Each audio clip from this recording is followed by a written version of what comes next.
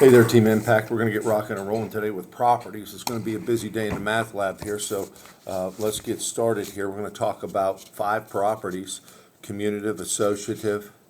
All right.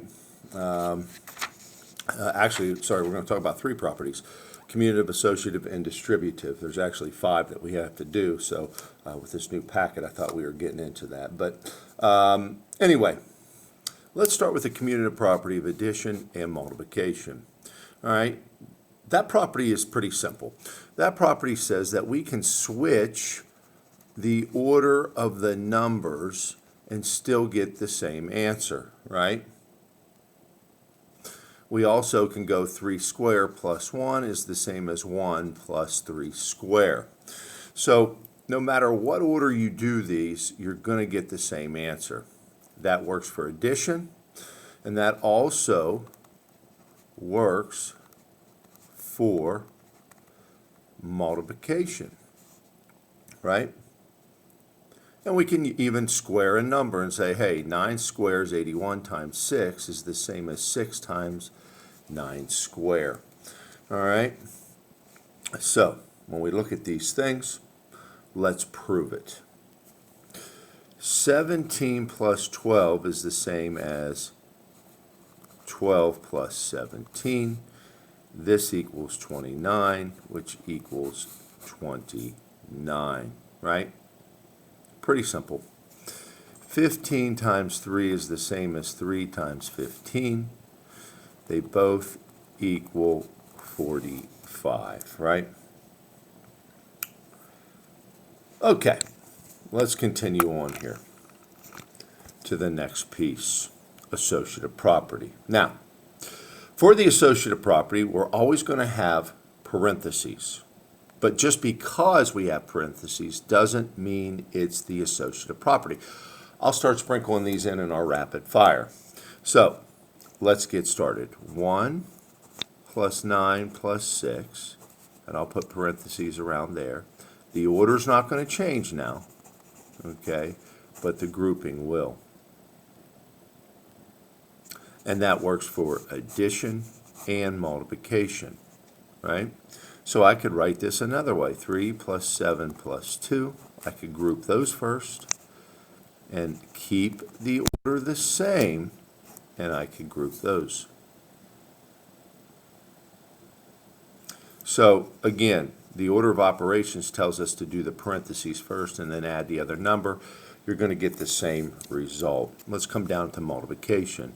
2 times 3 times 4 is the same as 2 times 3 times 4, but our parentheses are going to go around there. So 12 times 2 is 24, 6 times 4 is 24. You're getting the idea. Let's do that one more time.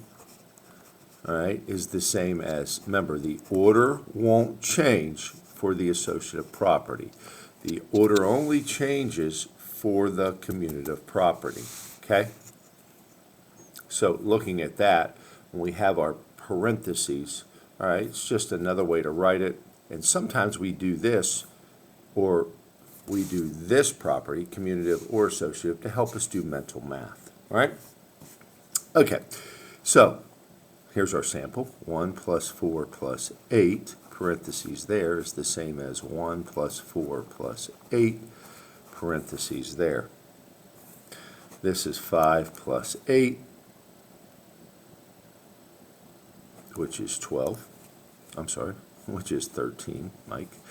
And this is 1 plus 12, which is 13.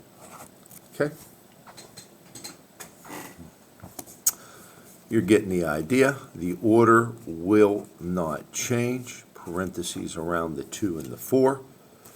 6 times 2 times 4, parentheses there. So 6 times 8 is 48.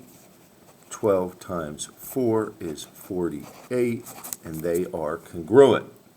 And congruent's another way to write or say equals, but when we talk about congruency, it's just really talking about figures, geometric figures. Okay, so let's go to the next page and talk a little bit about the distributive property. Okay? So, we have distributive property here. All right, now, for the distributive property, this is another way to write problems to make math easier, all right? And we can kind of go out of the order of operations. So if I write 5 times the quantity of 6 plus 1, okay, that is the same as saying distributed through 5 times 6 plus 5 times 1. I can do it this way or this way. So watch. 6 plus 1 is 7, and that's 35. All right? 5 times 6 is 30, plus 5 is 35. Let's try that again. 3 times the quantity of 4 plus 5. Now, for the distributive property to work, all right, that has to be an addition sign or a subtraction sign. It will work with subtraction, all right? So, we could say 3 times 4 plus 3 times 5, distribute through. You'll notice that I always draw the lines with the distributive property, so I know to distribute it through, okay? This is a sample of the distributive property. The distributive property is the most difficult, okay? Okay, so let's slide down here and take a peek at number 2. Use the distributive property to write an equivalent expression and then prove it by simplifying, okay? So, what I'm going to do is distribute it through. 2 times 9 plus 2 times 14. That is 18. That is 28. Simplify the expression, and we end up with 46. Distributive property. Let's distribute the 7 through. 7, and let's draw our lines. 7 times 5 plus 7 times 8. That's 35. That's 56. So we end up with 91 as a sum in that case. So those are examples of the distributive property, and that's the easiest way to display it. When they give us parentheses and when they give us a number to multiply outside. Now, when we look at 7 and 8 and 9 and 10, all right, we're going to have to do this a little bit differently, right?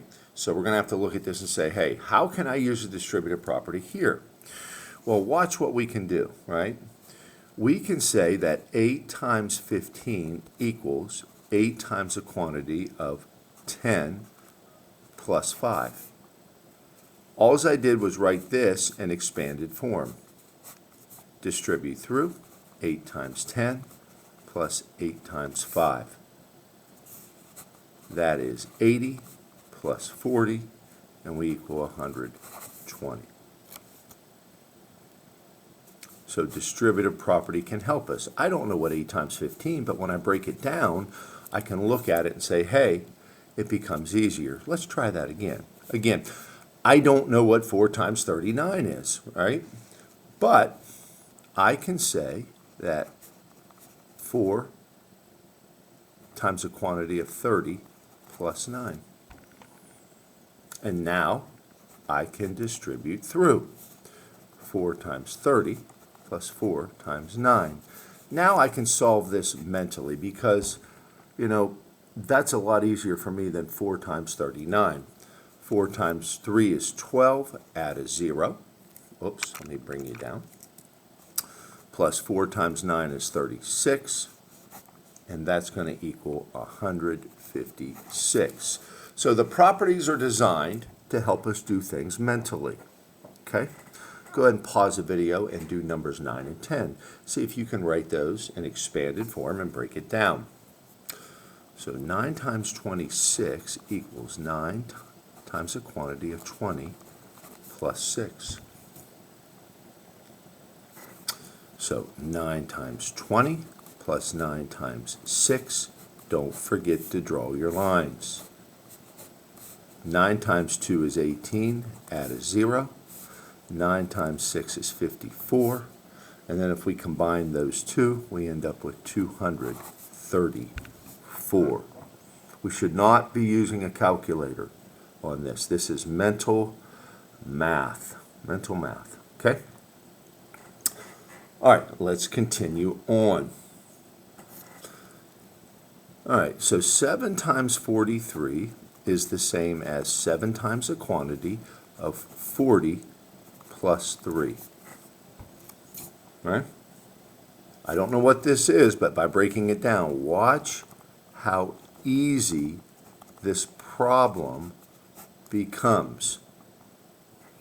7 times 4 is 28, add a 0. 7 times 3 is 21. I like to underline what I've done. And if I combine those two, I end up with 301. Okay? So, looking at all these, you can see how the property breaks it down for you and makes it easy. Name that property. So, is it associative, commutative, or distributive? Let's go. So, remember, for something to be associative or distributive, we have to have parentheses. If I don't see any parentheses, all right, I've got to be careful now. I've got to assume, I can't assume it's just commutative. I got to look at it. So let's start with number 11. Does the order change? No. Does the numbers inside the parentheses change? Yes. So when that occurs, it's just associative property, and we'll abbreviate that. Okay? Number 12. Number 12, I look. Does the order change? 12, 12, no. Oh, look, there's a 7 and there's a 3.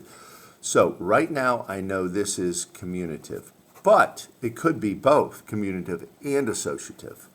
Let's look inside the parentheses. I have a 7 and a 3 and a 7 and a 3. It did not, so this is only the commutative property. Next one, number 13. Let's take a peek at this. So I have parentheses, so it could be associative or distributive. But if I look at this, they've went through and distributed the 9 times the 4 plus the 9 times the 15. So right now, I know that that is distributive property. Okay? They're distributing it through. We continue on to number 14. All right. So did the order change? Yes, but wait a second. I see division. So division is neither commutative, nor associative, nor distributive. So this is none. All right? This side won't equal that side. Watch. 18 divided by 6, is 3. 3 divided by 3 is 1. 18 divided by 3 is 6. 6 divided by 6 is 1. So this was a scenario where it did equal 1 on each side, but it always will not work, right? If I switch those orders up, you'd see that it wouldn't work. If I took 18 and divided 3 divided by 18, if I put the 18 second, it won't work. So it has to work every time. All right? Next up, did the order... Yep, the order changed. Here's a 1, here's an 11. I know it's commutative. But could it be both? Yeah, because we have parentheses. Let's look inside the parentheses. Here's an 11 and a 1, and an 11 and a 1. It didn't change. That's the only property being displayed. Okay? Number 16. Number 16. It looks like to me that they broke down 23 as 20 plus 3.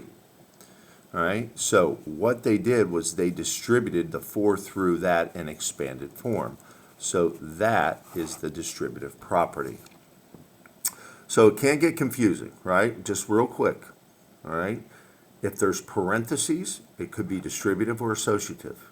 If there's no parentheses, right, it could be commutative, or in this case, it was nothing, because division is neither commutative nor associative nor distributive. Okay? Okay, so let's take a peek at the homework, all right? And the homework is right here, all right? And I want you to do numbers 1 through 27 on the back. Okay, and we're going to get a good start on this in class. All right, don't forget about your Khan Academy. It is due on Friday. Have a good day.